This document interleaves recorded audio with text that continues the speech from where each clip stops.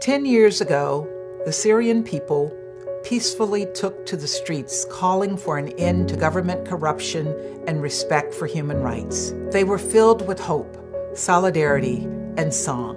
But the Assad regime, instead of listening to the Syrian people to create a country that represents all Syrians, responded with violence. For a full decade now, the Syrian people have endured inhumane, unimaginable suffering.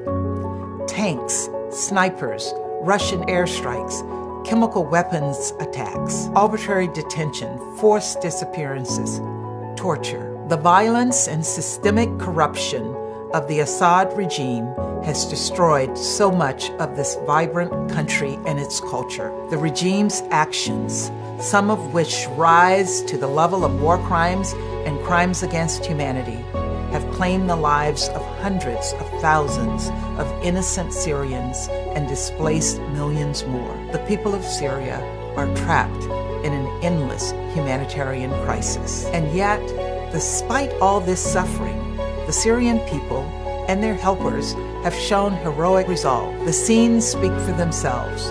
White helmets digging innocent victims out of the rubble. Syrian nurses and doctors saving lives while under fire.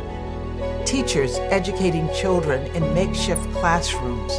Journalists and Syrian civil society braving barrel bombs and sarin gas to tell stories of endurance and hope. The United States stands with the Syrian people.